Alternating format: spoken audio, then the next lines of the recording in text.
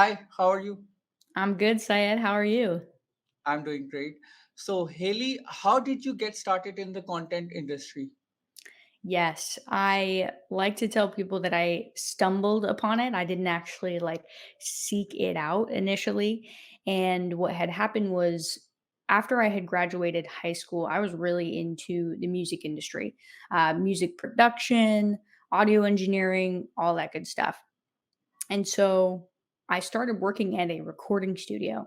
I was doing internships, working with bands, producing music. And what I had noticed was that there were so many talented people coming into the studio who absolutely loved what they do, but they really struggled to build an audience large enough to where they could tour, they could make money off of the streamings that they were getting.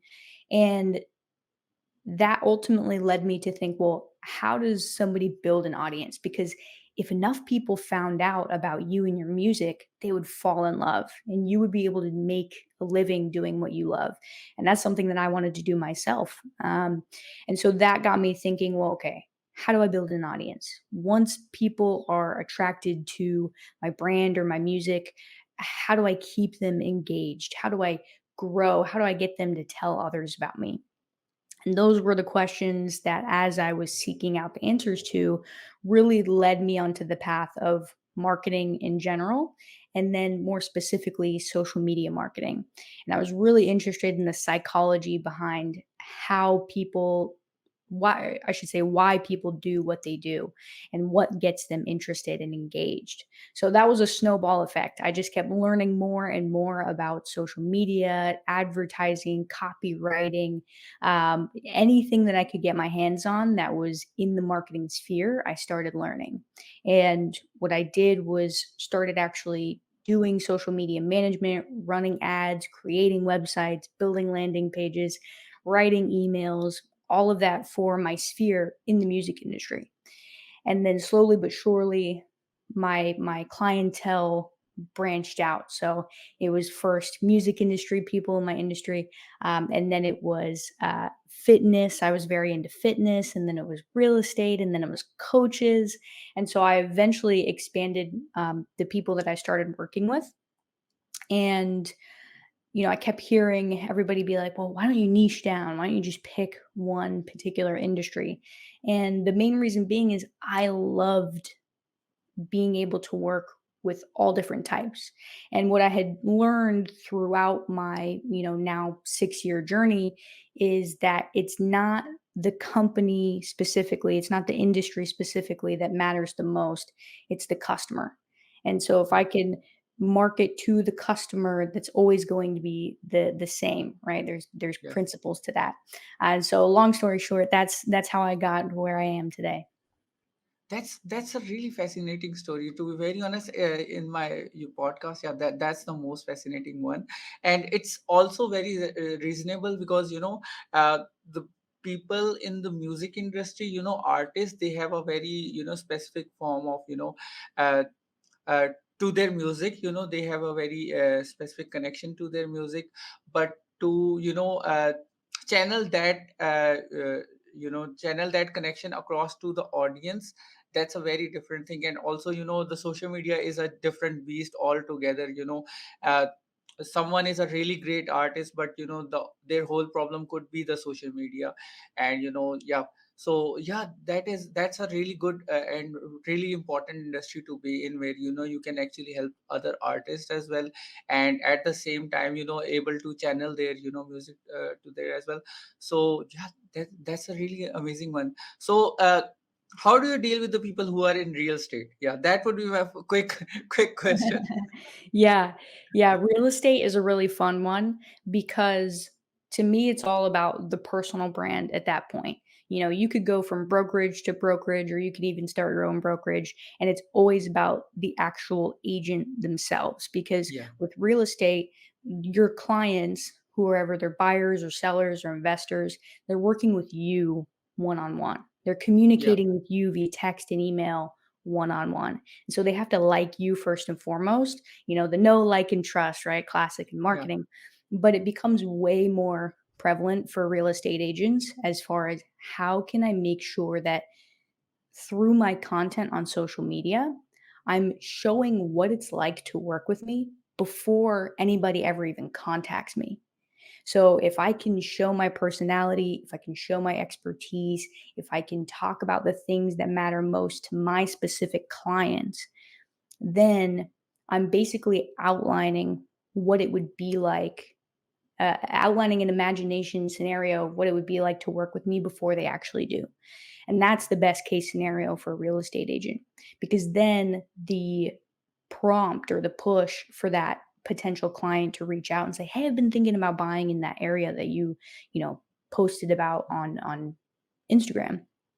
The conversation becomes much easier because there's multiple touch points that then the prospect or the client can latch onto to start that conversation or to hit book a call or to email you or to DM you, right? It's kind of like if you're networking and somebody says, "Hey, my name's Joe and like what do you do? Where are you from?" And then it's the difference between answering like, "Oh, my name's Haley, I'm a content consultant," Yeah. versus, "Oh, my name's Haley. I'm from Seattle, Washington. I do content consulting and I've been working with a bunch of different industries like music industry and that's really big in Seattle, so yada yada yada."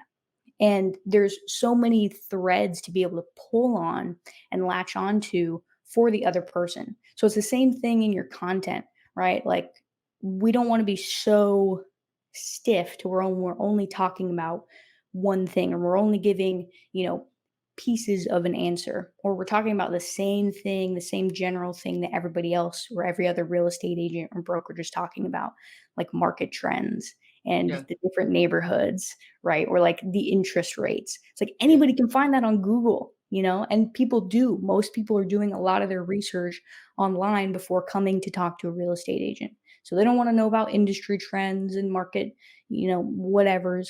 They want to know about you. And they want to know, I've got 2 kids, a dog, and I've been living in the same apartment for the last 4 years. I'm tired of renting, and now I'm looking for a home that I can grow my family in. Those are the types of conversations that you wanna be having on social media through content. Yeah, yeah, that's a really great one. I'm gonna go back to the first thing that the music industry. I feel that it has more competition and that becomes very fierce as well. So how do you think how would you compare the? I'm so sorry to do this, but yeah, I'm going to. How would you compare the real estate with the music industry? This is a very weird one, but yeah, It's a good question, and it's a very unique question too. There's a lot of there's clearly a lot of differences, right? Like real estate and yeah, music, very different. However, there are a few core principles that match them together, so similarities. And I would say the biggest thing, again, is it's you as a person. So real yeah, estate, like people are working with you. With music, people are listening to your voice yeah, or listening to the songs that you wrote or you produced or the ones that your band is playing on stage, right? Like yeah, they see you on stage. They don't just yeah, like listen to your music, and there's nobody on stage, right? They have to connect with you as a person. And so when you think about the best real estate agents, um, let's just, for example, Tom Ferry, if anybody's familiar with him in the real estate industry, he's a very big personality. Like yeah, he's got a lot of unique characteristics about him that people can latch on to and resonate with. And then if you think about some of the biggest names in music, Taylor Swift is like super yeah, hot right now with everything yeah, going on. And people like her personality. yeah. People latch on to who she is as a person first, and then it makes her music that much better in the eyes of her listeners and her fans. And so with music and real estate, it really comes down to being a personal brand. And that could be taken to almost any business, right? Because if you are a founder, a co-founder, or CEO, and you have a small company, a lot of the times you are the one in a lot of that forward-facing content.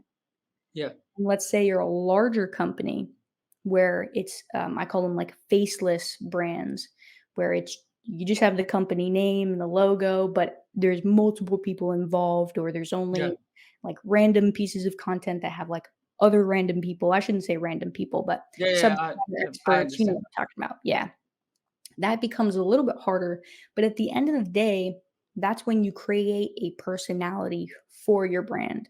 So either you have a personal brand or your brand is the personality itself, and you have to create human characteristics around it so that people can feel that one on one connection in some way, shape, or form. Yeah, yeah, yeah. That makes a lot of sense. Yeah, that's a really important one, that you have to create a brand personality, and then everyone can, and then you create human characters out of it. That's a actually very important one as well, because that's what I was last week I met my friend, and we were talking about this, that he and I actually have a corporate experience before coming into this digital world. So and he and I were talking about that he actually hates being for front runner for anything. He is actually running a brand that is a nameless brand with three people are actually working on it. So yeah, that hit close to home for him. But yeah, I'm going to show this video to him. So and I was telling him that previous generations, previously it was all about the company, and how the corporate is expanding. But now it's, as we move forward, especially after COVID, we are seeing more individualistic companies that are doing really great. Some Fortune 500s, and some Fortune thousands. Actually, we are seeing some which are individual brands that are based off of name of some people. But at the same time, what I see is that Toyota is a name of a person, that is brand that eventually became so big. And and or if you look at Harley Davidson or other things as well, because and when we look at Harley Davidson or other things, these are basically personalities where you have human characters are walking around that. So yeah, that's a really good one. Yeah, Yeah. that's Yeah, there's, even, you think of like Geico or Progressive or the Marlboro Man way back in the yeah, day, or Tony the Tiger, like all yeah, of these brands, it's not necessarily one person, the founder or CEO, who's that face and that character of the brand, but they've made some sort of parallel to say, hey, this person or thing is the characteristic of our brand, and in some ways our spokesperson. yeah. So yeah, and another example that I got was Jeep Wrangler boys. So anywhere you are in the world, in Dubai, I see so many Jeep Wrangler guys. I'm actually tired of them.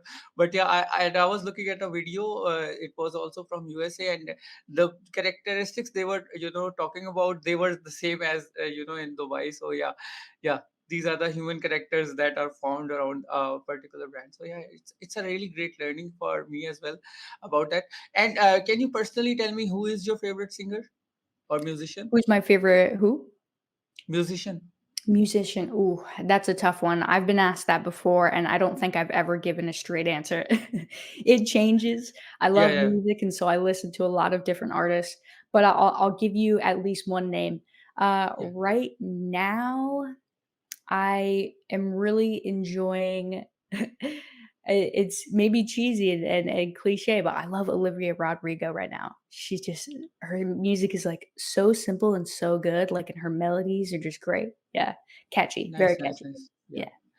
And about that point, music changes, from time to time. Like I remember when I was in my, early teens, I was really, I was very metal, and I used to dress up like that and stuff like that. And slowly moving into, even in start of 2022, I was more of folk. I was actually listening to folk and stuff like that. And now I'm back to Eminem. I don't know why, but I'm actually, like, I actually listened to a whole album, earlier today. So yeah, I don't know Yeah. what's happening, but yeah, it happens. That Yes. happens. It's like the different moods or like seasons of your life. Yeah. You just listen to different music. And yeah, like a few months ago, I was in a very rap era, hip hop, Yeah. and now I'm in like, the ballads and pop music. And so it's Yeah. it's different based on my mood. Yep. So I'm gonna go back and ask you another question Yeah. around music as well.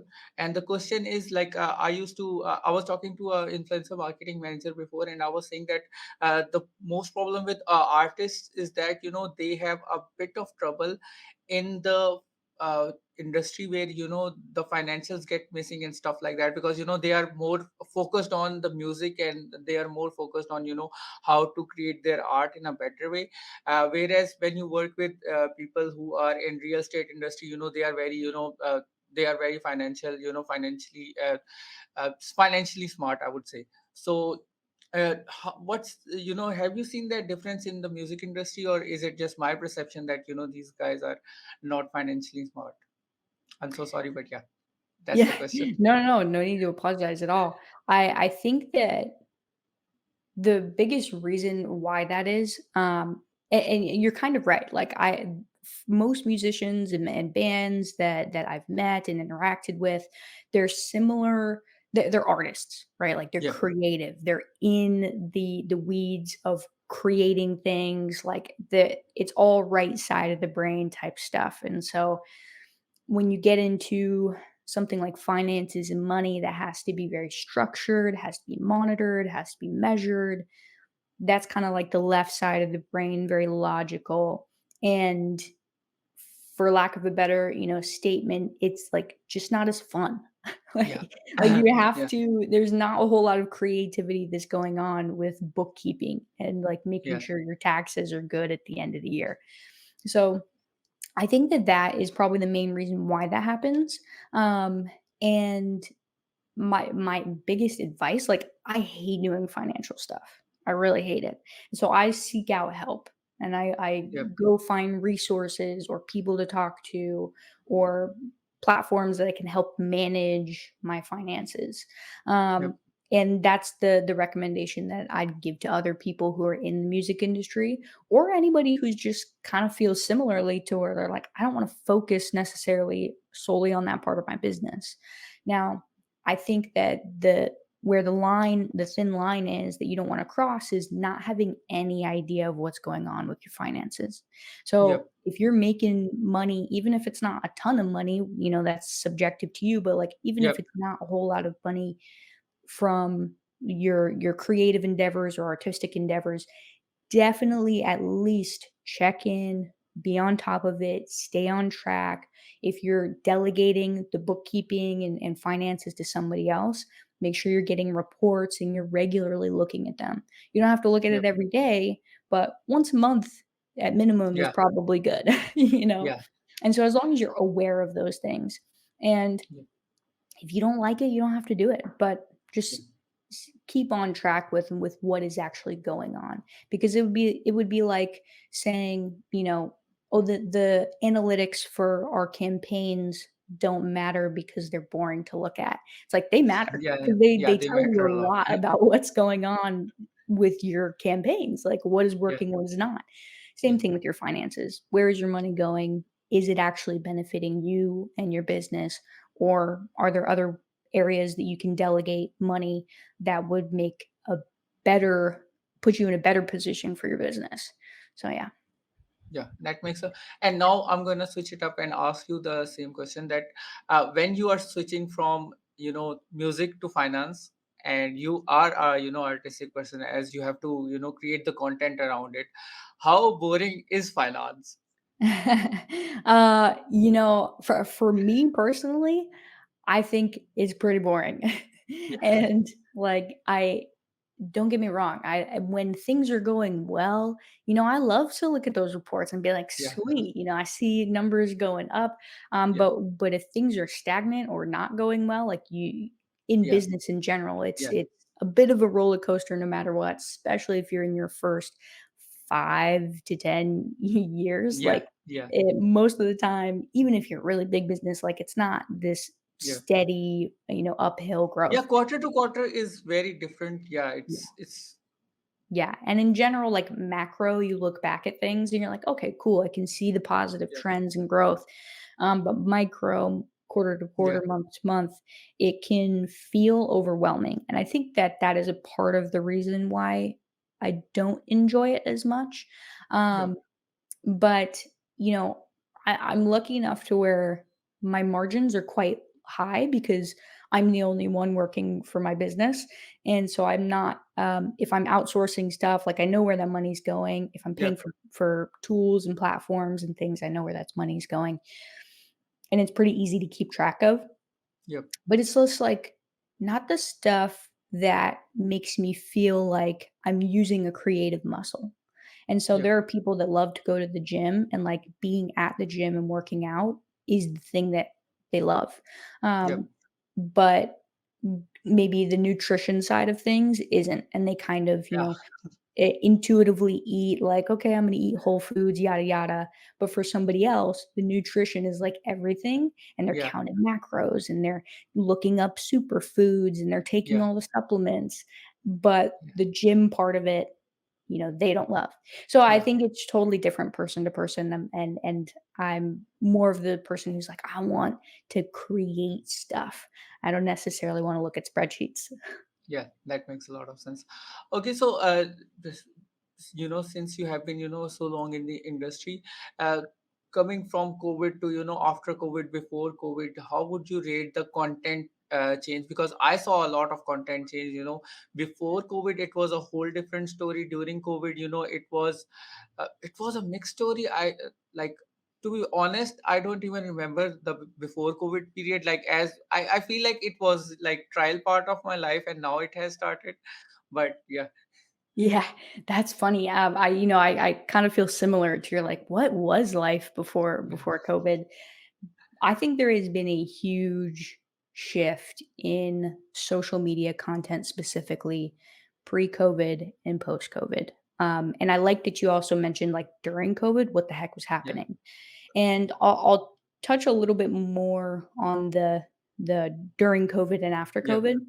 because I think before COVID, you had businesses that were doing what they've always done, Yeah. which was putting out their products, features, benefits. Like that was the type of stuff that they were Yeah. posting on their own social media pages, company updates, things like that.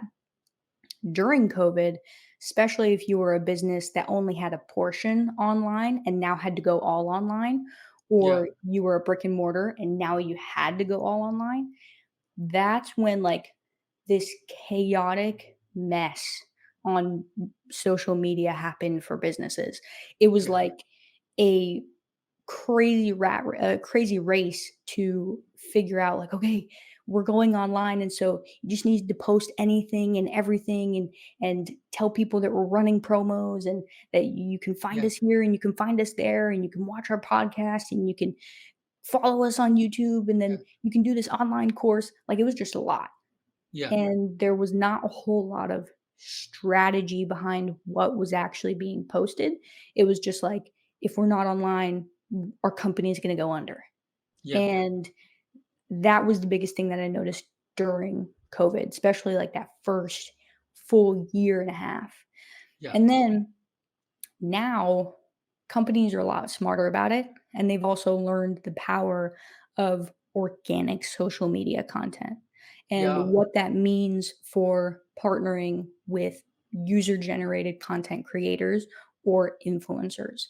And they've understood, okay, I can either partner with some and that will make my product or service more human in a sense, right? Like more real to the person I'm selling to, or I can start to be essentially like that influencer ourselves as a brand. And we can start creating content that feels a lot more organic and natural and is value based.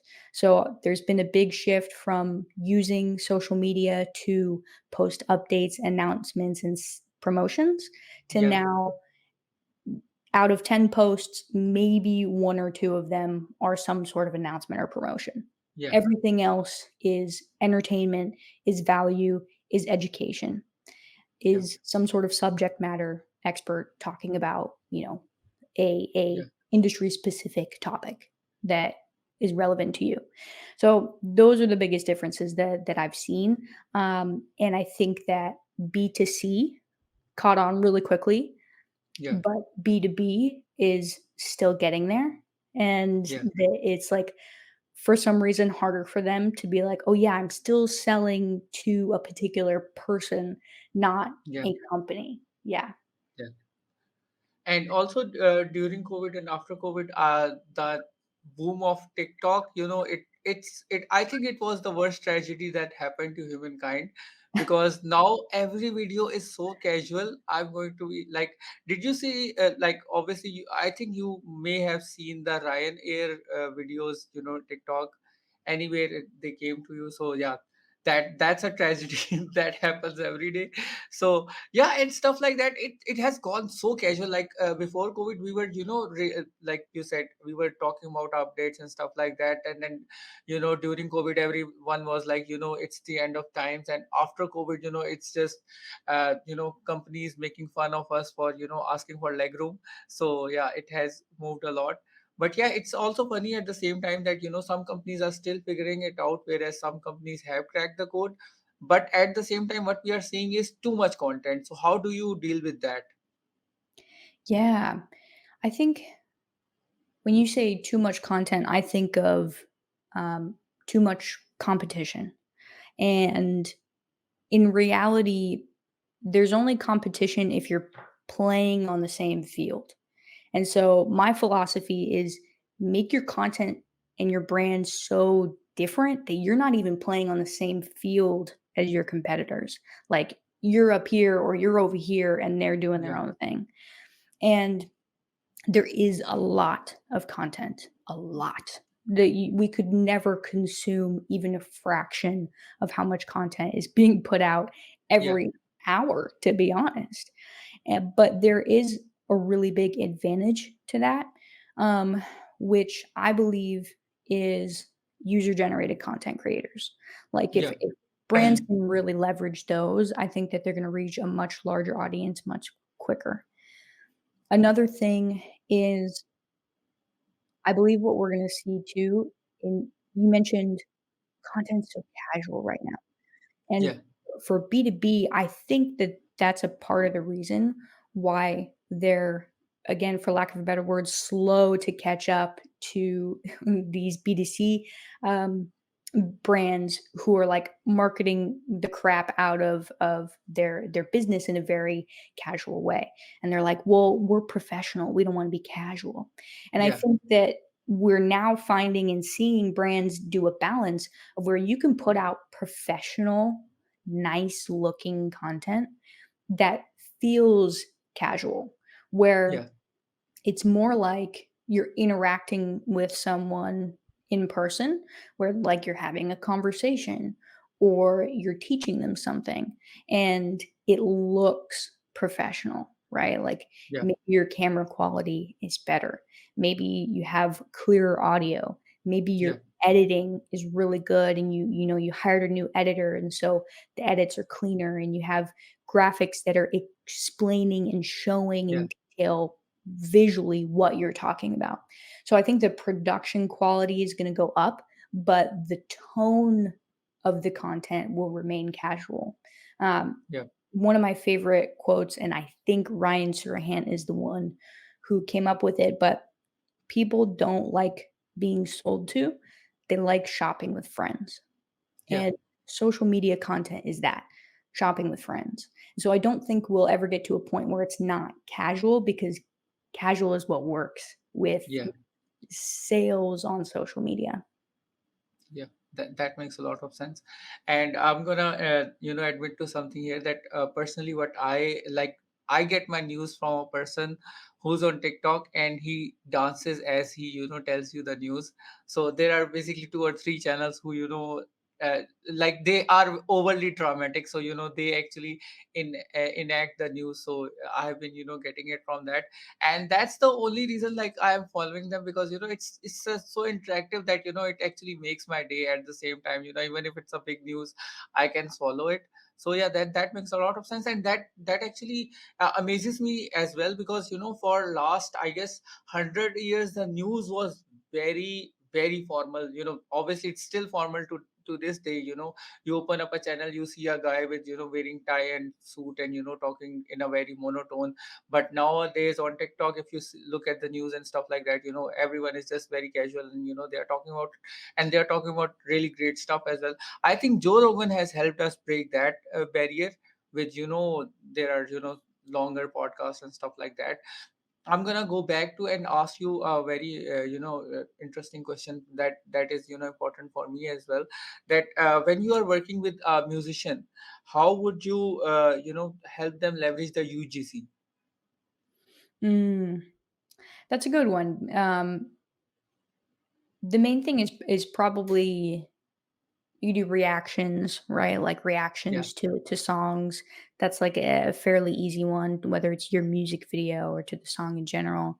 But what's more likely is TikTok content or yeah, Instagram reels, stuff like that that has the song playing yeah, in the yeah. background. The stitch, Um, stitch. I guess it's called stitch. Yeah, stitching yeah, with the videos. yeah. Yeah, Like, I think a really underrated one might be travel content creators, where they're using your songs in their travel content. So it's like a compilation of where they're going, the hotel they're staying at, the beach that they're going to, whatever, the bar that they went to, and your song is the one that's playing, right? So, yeah. like, Lifestyle videos where your song is playing or your yes, whole album is yeah, placed strategically. Yeah, that's a good one. Yeah, that yeah. can actually work out a lot. Yeah, Yeah, any industry that does, like, compilation videos of things, and yeah. it depends on your genre of music too, right? Like, if you are making jazz music, it might be a little bit different. So Yeah. instead of yeah, instead of, like, travel content that's, like, supposed to be really upbeat and Yeah, intense, like, you might have, people on Book Talk, right? Who yeah, who are book content creators, and like that's a song that's playing in the background, or people who talk about studying, right? Like study yeah. music, that might be good for people to partner with. So it depends on the genre of music first, and then you just have to think like, where would people be listening to this music, and then go find creators who fit in those niches. So, what's the hardest thing you think that is going to happen in the industry in the going years? Yeah. Say that again. What do I think is the hardest? Hardest thing for content that is coming in the in the following years. What would be Mm, the hardest thing or hardest challenge that we're gonna come across? I think the hardest thing, and it actually, funny enough, fits a lot in with the music industry, which is, you like, if you listen to so much music as an artist who makes music, you're inevitably going to create music that sounds a little bit like what you've already heard. And Yeah, yeah, so yeah, for content, if you consume, like we were talking about before, there's so much content that we're consuming every day, and we're looking at other people for inspiration. And so even though we want to differentiate ourselves, I think subconsciously the challenge is becoming, how do I create something that still feels different than everything else that I've been consuming yeah, inspiration? I think the only way around that is to be so self-aware of your brand and you as a person, that whatever you create is so authentically you that it can't be replicated. Like, I think a good example of this is, let's say, Gary Vee, right? Really yeah, popular example. yeah. He's so specific and unique, and there are people who make content like he Just makes like him. content, Yeah, but it's not the same. Like Gary yeah, Vee, Gary Vee. He's got his mannerisms, he's got yeah, the way that he talks, and he's so authentically himself. He couldn't be any other way. He couldn't yeah, create content that's different if he really even wanted to. yeah, It would yeah, always feel like Gary Vee content. And so he does that because he knows himself really well, and it just comes out naturally. So I think that even though it's not necessarily about marketing, like, yeah, yeah, go find yourself, go yeah, meditate, go spend time alone, go ask friends and family, like, what makes you you. Ask strangers what they think is unique about you. Like, yeah, learn so much about yourself that you can't help but create a piece of content or, turn on the camera and look at it and start speaking. And like, there's no way anybody else could recreate that because it's so authentically you. Yeah, that's a really great one. And my answer to that same question would be when the generation that is, below us, the, Gen Z, they are going to come into the content game and we will have relatability issues. Yeah. Yeah, yeah, I think that that's, a really good point, and I think already, right, we're Yeah. having relatability issues, and, you know, Can you both imagine a LinkedIn post by them? Oh, yeah, I can. Yeah, I follow a lot of, Gen Z creators, and for their content is much different, but I think for right now, that's why they're standing out, is because it is so different. The way that they think is different, how much experience they have on social media is so different, and so their content just looks different. Yep. Another thing about social or Gen Z is that they most of the time are really self-aware in who they are. Yeah. And so they naturally create stuff that's like, "Okay, you either like me as a person or you don't." Yeah. And I think that that's a really beneficial thing because it's gonna create separation between your competitors and you. It's like there's only Yeah. one person who's right for me, one type of person who's right for my brand, and I'm gonna repel everybody else that's not through my content because it is so different or bold or out there. Yeah, that makes a lot of sense. And especially, basically, I had before COVID, I had a really good Twitter account, and during COVID, it was, slashed. So after, after Elon Musk bought the Twitter again, and then I, made an ID again. So now so much time and so many things have passed that, I cannot, because the generation who was with me is now, working, so they don't post a lot. And now I have to look at the, Gen Z content, and I'm like, how do I, even how do I do it? So yeah, instead of that, I am only left with 100 followers. Before, I used to have 35,000. So yeah, it's a lot of downgrade, but yeah, that makes a lot of sense. Being a content consultant yourself, what do you think is the best way to, for a person who's just starting out, what's the best way for him? Somebody who's just starting out, the number one thing that I believe they should do is know the person that they're selling to so unbelievably well that the person that they're selling to, like, doesn't even know themselves that well. Like Nice. they're a psychic medium, right? Like, Yeah. yeah, I know you so well. I know what you like. I know what you don't like. I know where you spend your time. I know how you feel about certain topics. Like, I know what Yeah. questions you tend to ask.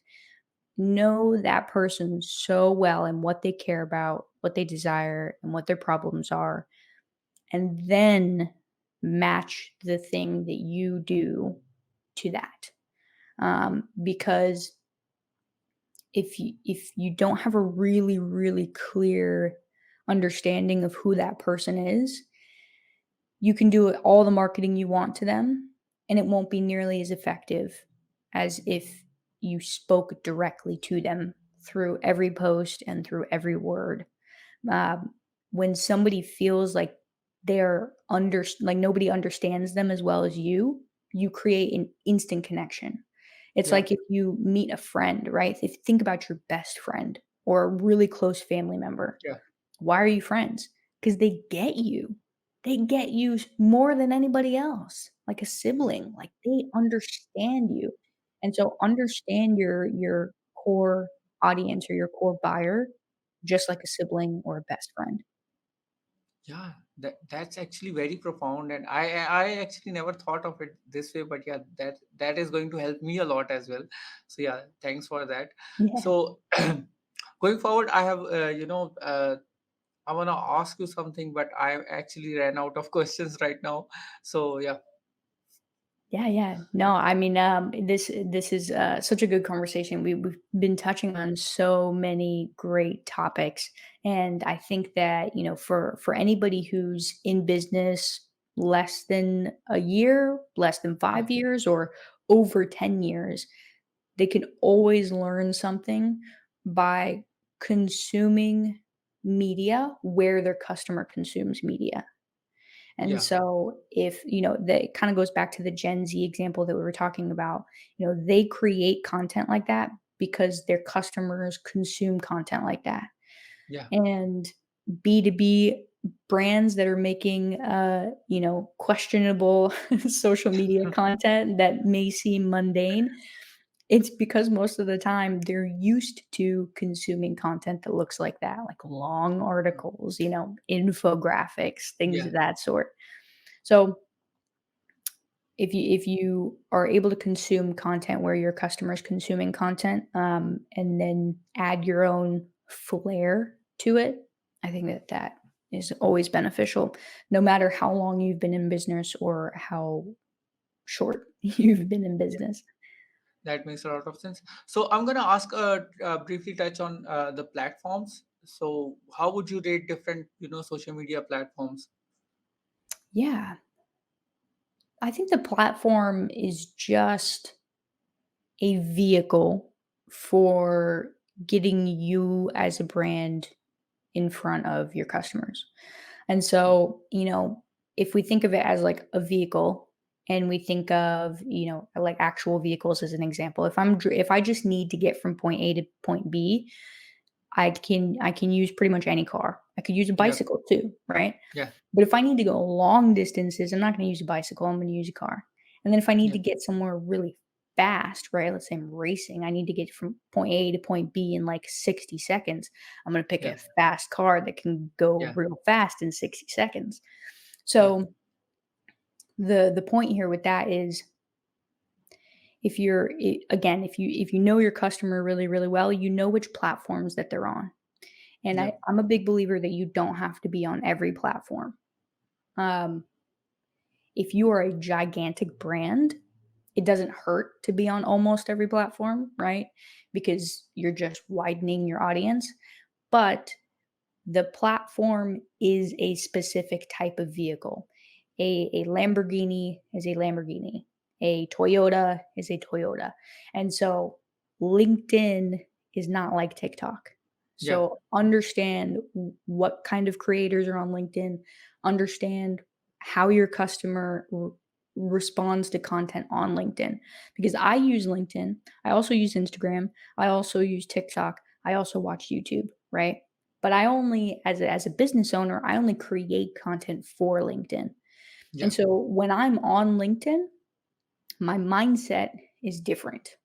And so the type of content that I consume is typically different. It's going to be more educational. I'm trying to learn something, I'm trying to gain value, or I'm trying to network. So content that serves that sphere is going to be more valuable to me. When I'm on YouTube, I'm typically either looking for entertainment or I'm looking to learn a specific topic or the thing more in depth. So that's that my again my mindset is different. If you go back to who your customer is and what their mindset is like on the specific social media platform, then you can tailor the content to better fit that platform. Because YouTube has its strengths, LinkedIn has its strengths, TikTok has its strengths. You're not going to post the same video that you do on YouTube on TikTok if it's 10 or 15 minutes long, you Yeah. know and vice versa. We have YouTube Shorts, but even YouTube Shorts is different than TikTok. Yeah. And if you look at YouTube Shorts and you scroll through your For You page on there versus on TikTok, it's going to look different.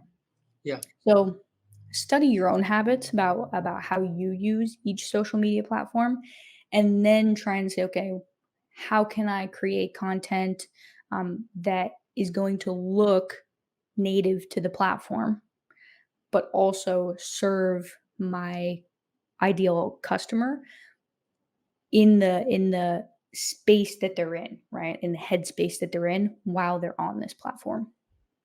Yeah. That makes a lot of sense. Yeah. Mm. That's a good one. And I'm gonna go back and ask you about being on LinkedIn for so long. How would you, for example, let me just remember it because, to be honest, I'm out of questions. Yeah, So yeah, no worries. No worries. Yeah, I mean, LinkedIn is a unique platform, and yeah, I've had a LinkedIn account for 5 or 6 years, but I've probably collectively only leveraged and used LinkedIn for a total of maybe 2.5, 3 years. And yeah, when I say, yeah, like, used it, I mean, like, I've been posting content, networking with people, messaging people, commenting, engaging, like, that's using the platform in my yeah, opinion. Um, and if you're gonna be on a platform, my opinion is, like, use it. Use yeah, the heck out of it. Um, and, other entrepreneurs and, like, Alex and Layla Hormozy, they've talked about to use a platform, or excuse me, to scale your business at first, it's like one product with one channel and one message. Like that is the direction you're going in order to use your marketing most effectively. It's like just use the heck out of one platform rather than trying to be on multiple. yeah. That makes a lot of sense. Yeah. And yeah, I also started using it, 2 3 years ago, and it has been pretty stable from that side. But if you look at other platforms, Facebook, in 3 years it has changed a lot. Especially they have started the monetization and stuff like that as well. If you talk about Instagram, it has taken a shift from a picture platform to a video platform. And you've seen it more than me, that now even if you try to post something, they don't let you. They say make a reel out of it and add some music to it, which is kind of weird, because I miss a platform where I could just post a photo and I have to fight for it now. So yeah, that's Yeah. very weird. And if you go back to TikTok, TikTok seems like the whole world right now. To me, it seems like the whole world right now, because on my For You, I see everything, like starting from a fintech company to everyone. Everyone is there, especially the real estate agents. I swear to God, something has happened to them where they are they are all on Yeah. doing the house viewings and stuff like that. So yeah, Yeah, because the algorithm's so good at identifying who's gonna resonate with your content. yeah, And so and even local content too. Like I will get served content about the Tampa Bay and St. Pete yeah, area because that's where I live, even yeah, though I haven't searched anything, maybe I have in yeah, the past, right? And I don't even yeah, know. yeah, But even like consciously, I can't think of like, well, why is this serving this to me? yeah, It's just so, so good at identifying what videos are going to do well for what type of person. And there's so much data and information that it has on the platform about each user on the platform yeah, that real estate agents can thrive there because yeah, they're talking about local stuff, whether it's like neighborhoods and specific houses, but they can also reach a national audience. And yeah, like for my area in Florida, that's great because we have a lot of snowbirds, people who yeah, come down to Florida for the winter.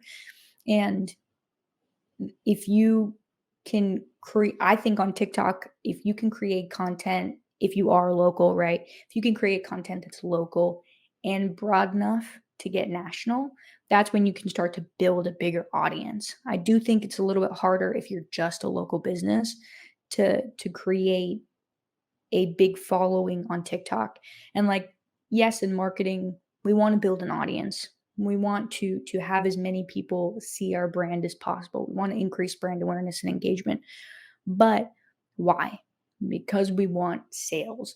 And so if we're reaching a large audience, but that's not actually benefiting our business day to day as far as sales, then maybe it's not necessarily the best strategy, and we're kind of wasting time putting money and effort and time into creating content that's reaching a ton of people, but at the end of the day they're not yeah, coming into the store and buying, right?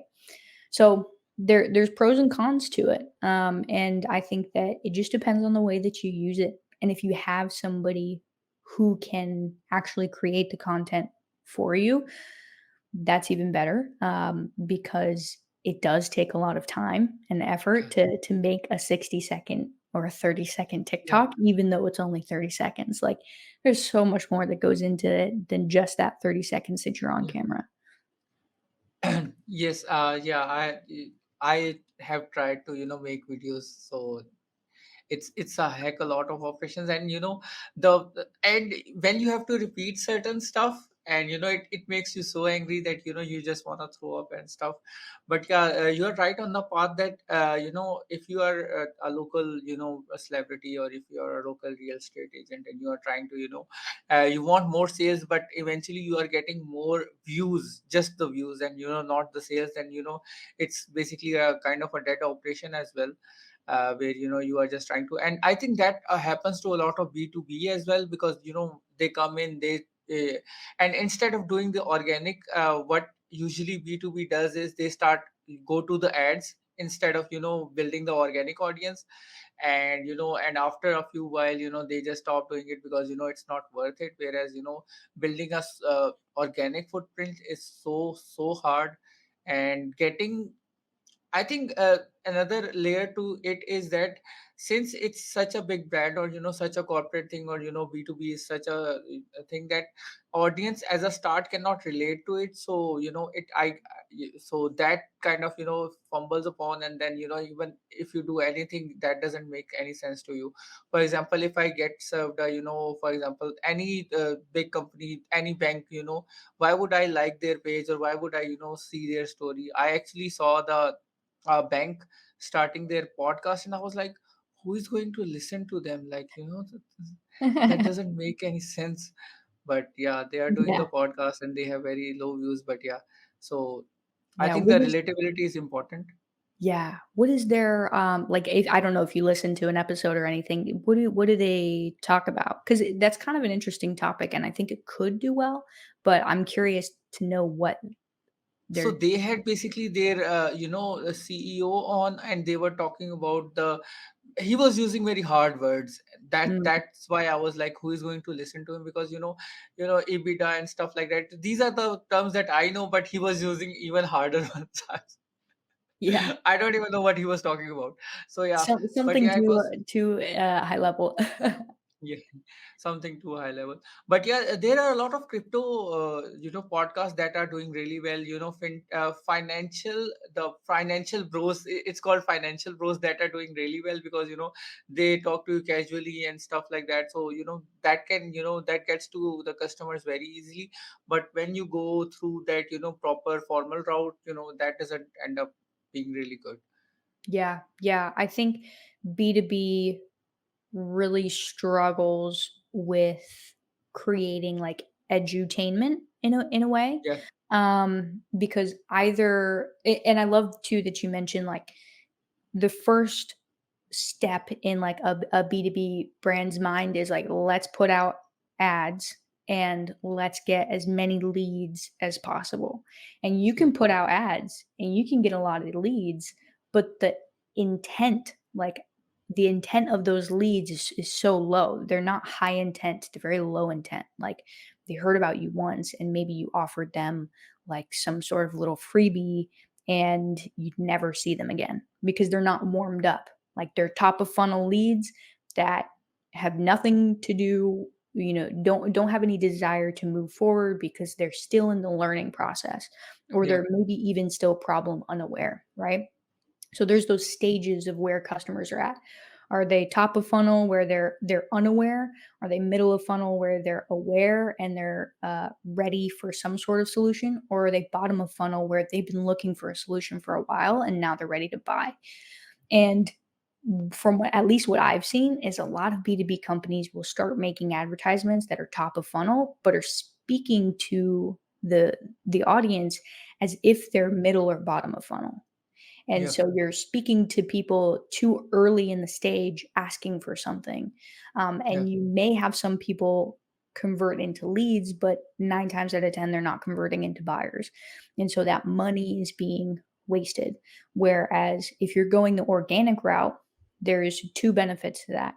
One, you can really understand what people are resonating with so that the ad creative, whether it's an image, whether it's a video, or whether it's the copy in the headline, that can resonate so much better because you have data from your organic content that's showing you what people already like to see and engage with. So Yes. then that's benefit number one.